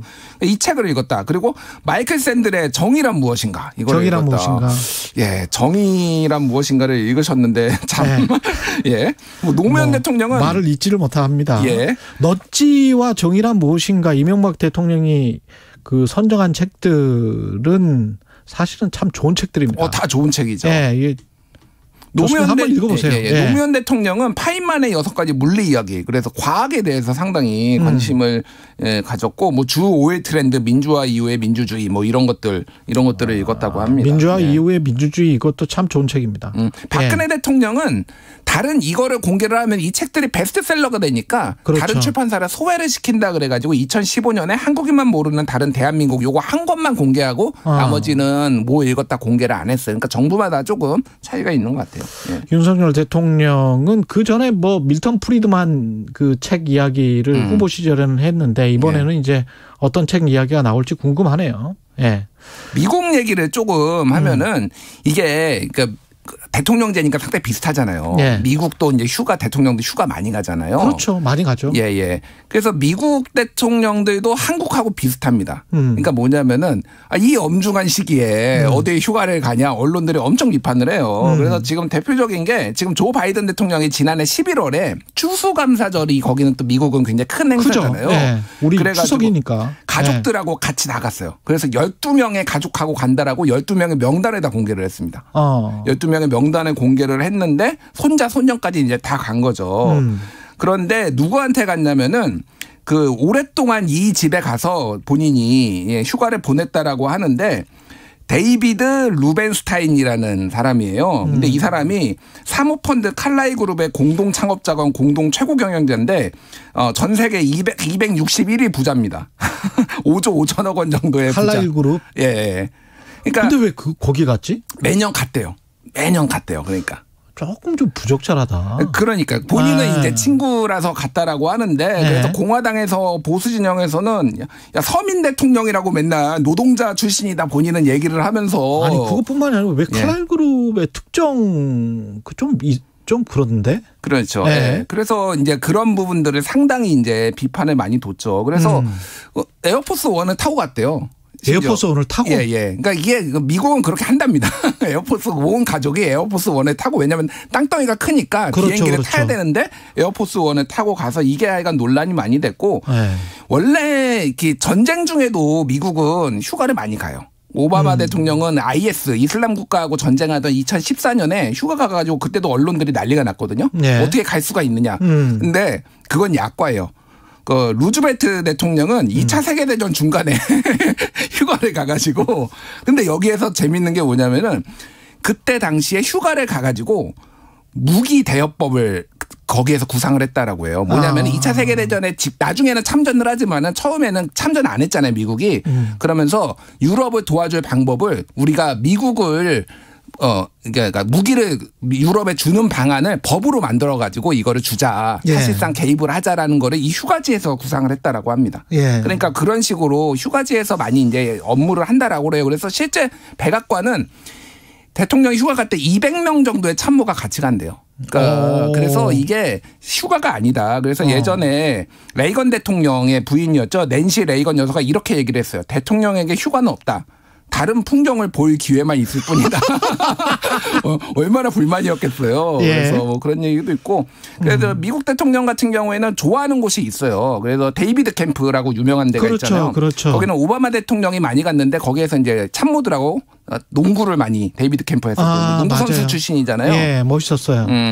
그리고 뭐 여러 군데를 가는데 이제 트럼프 대통령은 이런 데 하나도 안 가고요. 본인 별장으로. 본인이 워낙 부자니까 본인 별장으로 갔다라고 합니다. 그래서 조지 W. 부시 같은 경우에는 텍사스 목장으로 갔는데 화씨 100도 클럽이 유명하대요. 이게 뭐냐면은 섭씨로 한 37.8도거든요. 여기에서 3마일을 달리는 행사를 맨날 열었대요. 휴가를 가면. 그러면은 100도 클럽을 인증하는 티셔츠를 받는. 5km 정도 됩니다. 5km 정도 뛰면은 37.8도에서 그러면은 티셔츠를 줬다. 뛰기 싫은 참모들이 상당히 많았을 것 같은데. 근데 뭐 이렇게 휴가를 저는 뭐 터부시하고 뭐 이런 거는 그럴 필요는 없다고 봅니다. 왜냐면은 대통령이라는 직업이 판단을 해야 되는 직업이잖아요. 꼭 사무실에 앉아가지고 경직되게 그럴 필요는 없는 것 같고요. 그렇죠. 그리고 많은 철학자들이 걸으면서 생각을 하고 그 온탕에 있다가 갑자기 그 유레카 떠오르신 그 외치신 분도 있잖아요. 한 2000년 전에, 3000년 전에. 아르키메데스. 그래서 뭐 이걸 뭐 그냥 나쁘게 뭐 우리가 경제 사정이 안 좋으니까 대통령은 휴가도 안 가고 뭐 그냥 있어야 된다라는 그거는 좀 무리하다라고 봐요. 그리고 한국의 문화상 이게 소위 말해서 보스가 안 쉬고 뭐 안 가면은 밑에 사람들이 눈치가 보여서 못 가잖아요. 그렇죠. 그러면 이게 공무원 조직에 그게 다 민간 기업에까지 다 영향을 주거든요. 그렇죠. 그래서 윤석열 대통령도 휴가들 많이 가라 나도 가겠다 이런 메시지도 냈어요. 아니 그리고 기업 경영을 하건 국가 경영을 하건 휴가지에서도 그런 생각을 진짜 충심으로 나라를 위한다면 하겠죠. 하면서 거기서 좋은 아이디어가 나올 수도 있는 것이기 때문에. 예. 그래서 아까 전에 말씀드렸듯이 뭐 중대한 일이 있으면 못 가는 경우가 있는데 예를 들면 박근혜 대통령은 세월호 참사 벌어진 다음에 그 해에 못 갔고요. 예. 그리고 메르스 사태 때도 못 간 경우가 있습니다. 뭐 노무현 대통령은 탄핵 때 못 가고 뭐 태풍 때나 아프가니스탄의 그 피랍 사건도 있었잖아요. 샘물교회. 그때도 이제 못 가는 상황이 있었어요. 일종의 휴가 징크스 같은 것도 있긴 합니다. 뭐 휴가를 가면 뭐 사건이 좀 터진다 뭐 이런 것도 있긴 하죠. 그렇죠. 예. 예. 그리고 뭐 문재인 대통령도 일본 수출 규제 조치가 터지면서 이거 대응한다고 못 가기도 하고 코로나 때문에 못 가기도 하고 뭐 이런 그렇죠. 일들이 있습니다. 예. 그래서 뭐 윤석열 대통령도 어떤 메시지를 그러면 휴가를 다녀와서 내놓을지 그 굵직굵직한 메시지들이 또 나오기도 하거든요. 휴가지에서 머리도 식히시면서 여러 가지 해결해야 될 숙제들에 관한 것도 다양하게 한번 생각을 해보시면 좋을 것 같아요. 그게 지금. 이제 광복절 축사 때 보통 나오기도 하거든요. 그렇죠. 그런 메시지들이 예. 붙어 있으니까. 그래서 지금 경제 문제가 아주 심각하고. 예. 그래서 지금 뭐 대우조선해양은 또 아직도 이제 뭐 손배소 문제가 있고 뭐 코로나 재유행 지금 한일 관계 뭐 사면 등등해서 어떤 메시지를 내놓을지 좀 오염수 방류한다는데 거기에 관해서도 사실은 좀 고민스러운 부분들이 있습니다. 예. 그래서 예. 좀 좋은 메시지를 내시기를 좀 기대해 보겠습니다. 그렇습니다. 예. 제 충전된 마음으로 예. 화이팅! 화이팅! 잘 쉬고 오십시오. 뉴스 탐구 생활 김준일 뉴스톱 대표였습니다. 고맙습니다. 감사합니다. KBS 1라디오 최경영의 최강시사 듣고 계신 지금 시각은 8시 45분입니다. 네, 수요일 출근길 상황입니다. 먼저 서울 시내인데요. 내부순환도로 성산 방향으로 종암분기점에서 연희램프까지 천천히 가고요. 강변북로 구리 방면은 가양대교에서 월드컵대교 구간 어렵습니다. 고속도로 상황은 경부고속도로 서울 방향인데요. 수원부터 정체가 시작됐고요. 양재 부근에서 반포까지 6km가량 천천히 갑니다. 반대 부산 쪽으로는 한남에서 서초까지 천천히 가고요. 신갈분기점에서 수원까지 정체했습니다. 경인고속도로도 서울로 들어오는 차들이 많은데요. 서인천에서 부평까지와 부천에서 신월까지 제속도 못 내고 있습니다. KBS 교통정보센터에서 정현정이었습니다.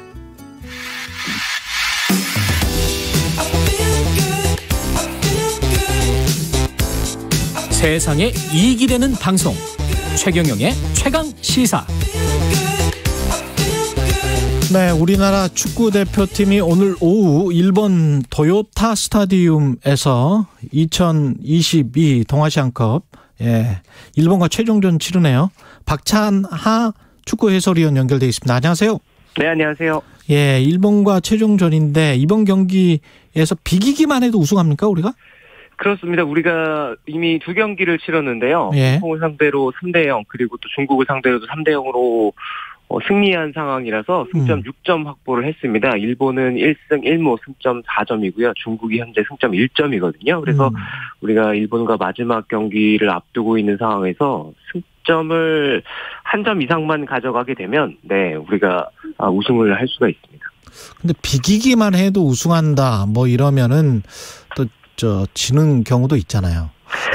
그게 선수들도 그렇고 팀도 그렇고 가장 어려운 상황이라고 하더라고요. 아무래도 심리적으로 정신적으로 안주하면서 경기를 그렇죠. 할 가능성이 있어서 그런 것 같은데요. 근데 최근에는 그런 일들이 워낙 비일비재하게 많이 일어나다 보니까 선수들 역시도 비교도되는 상황이 어렵다는 것을 잘 인지하고 있고요. 지금 대표팀 선수들 역시도 일부 선수들이 대표팀 경험이 많지 않은 선수들로 포함이 되어 있지만 또 상당 선수들이 국제대회도 그렇고 대표팀 경기 경험도 그렇고 많은 선수들이라서 아마 정신적인 부상에는 큰 어려움은 없을 거라는 생각입니다. 두 팀의 전력을 객관적으로 비교를 해보면 어떻습니까? 두 팀 모두 다 유럽에서 뛰고 있는 선수들이 다 제외되어 있는 대표팀입니다. 그렇죠. 우리 역시도 손흥민 선수라든가 황의조 선수, 황희찬 선수, 이재성 선수 이런 선수들이 대표팀에 합류가 되지 않은 상황에서 역시 대체자가 필요했던 상황인데요. 일본은 유럽에서 뛰고 있는 선수의 숫자가 우리보다 훨씬 더 많습니다. 심지어 6월에 있었던 평가들, 우리도 6월에 4경기를 치렀습니다만 일본 역시도 6월에 4경기를 치렀거든요. 예. 당시에 뛰었던 선수들의 면면을 살펴봤을 때는 심지어 골키퍼까지 필드 플레이어 10명, 골키퍼 1명에서 11명의 선수가 전원 유럽에서 뛰고 있는 선수로 구성을 할 수 있을 정도거든요. 그렇군요.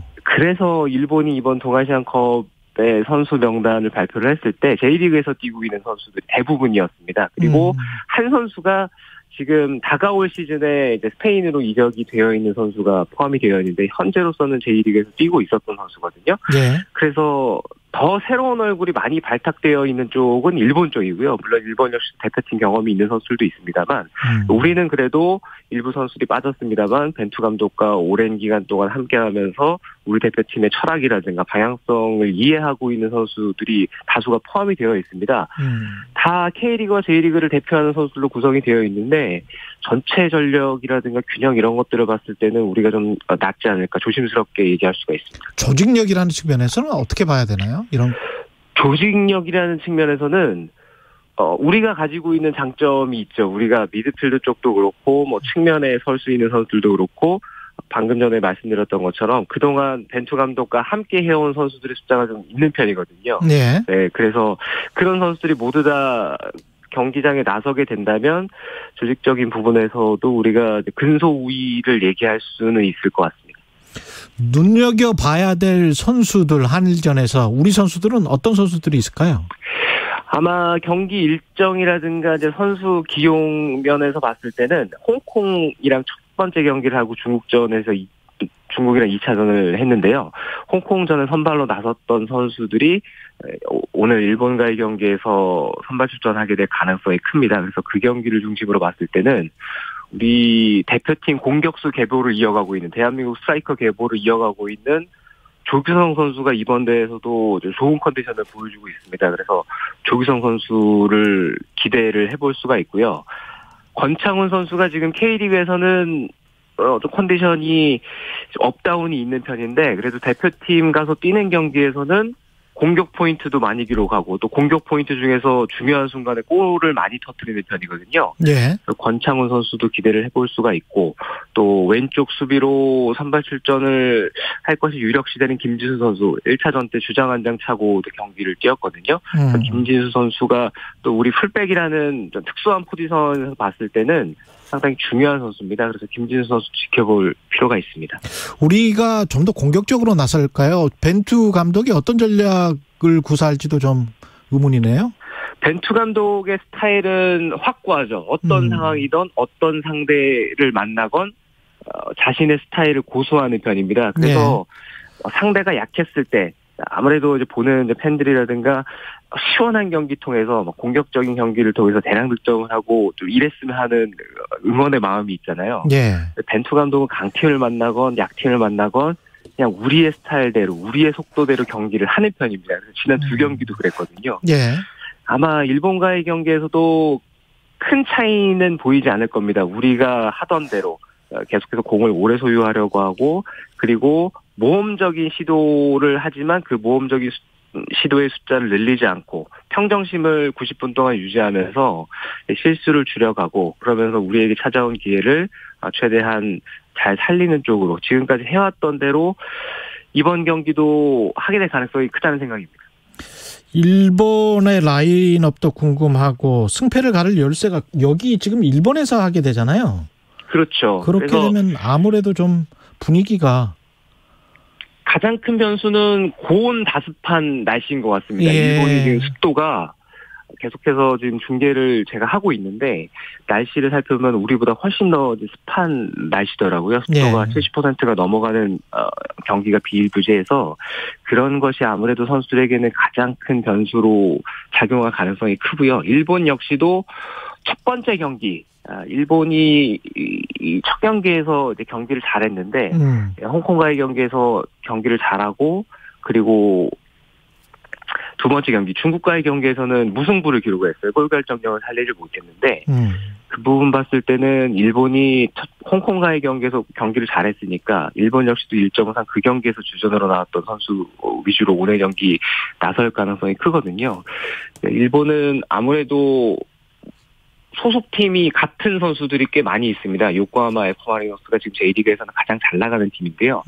그 팀 선수들 위주로 라인업이 꾸려진다고 봤을 때는 공격형 미드필더로 배치될 가능성이 있는 등번호 9번의 니시무라 다쿠마 선수라든가 또 혹은 지금 최전방 공격수로 나서게 될 마치노 슈토 같은 선수들이 이 기회를 많이 잡는 편이고요. 기회가 있을 때 결정력의 기복은 있지만 기복이 좀 좋은 쪽으로 작용할 위험이 있어서 우리 수비진들도 조심해야 될 선수입니다. 예, 오늘 저녁 7시 20분이죠, 경기는? 예. 그렇습니다. 네. 예. 몇 대 몇 예상하십니까, 혹시? 아주 큰 차이가 났으면 좋겠습니다. 왜냐하면 우리가 직전에 있었던 일본과의 경기에서 자존심을 구겼잖아요. 그 경기를 선수들이 서력을 하고 돌아왔으면 하는데 이거는 제 어디까지나 제 그렇죠. 바람이고요. 예. 3대0. 그 바람인데 예. 냉정하게 경기를 봤을 때는 예. 점수 차이가 아주 크게 날 것 같지는 않습니다. 2대1? 한 골 정도 사이에서. 한 골 사이에서. 네, 왔다 갔다 할 것 같습니다. 네. 자우전 이겨야죠, 뭐. 예. 그렇죠. 그래야만 선수들도 지난 2경기를 잘했는데 이게 하나 정정을 해야 될 것이 우리가 중국과 첫 경기했고 홍콩과 2번째 경기했잖아요. 2경기를 잘했는데 마지막 경기까지 잘해야 이제 계속해서 선수들이 또 좋은 평가를 받을 수 있다는 점에서는 마지막 마무리 잘하고 또 기분 좋게 돌아왔으면 합니다. 예, 박찬하 축구 해설위원이었습니다. 고맙습니다. 감사합니다. 예, 그리고 아까 뉴스 탐구 생활에서 이야기한 대통령 휴가지 저도 원래 1월부터 7월은 해군 정비 기간이래요. 그래서 입도가 제한된다고 합니다. 원래 그렇다고 합니다. 휴가 계획 세우시는 최강 시사 청취자분들 건강한 여름 휴가 생각하시면서 참고해 주시길 바라고요. 제주도의 푸른밤 소녀시대 태연이 부르는 버전 들으면서 최강 시사 순서 마치겠습니다. 내일 다시 돌아오겠습니다. 고맙습니다. 떠나요 둘이서 모든 걸 훌훌버리고 제주도 푸른밤 그 별 아래 이제는 더 이상 얽매이긴 우린 싫어요. 신문에 TV에 월급봉투에 아파트 담벼락보다는 바다 볼 수 있는 창문이 좋아.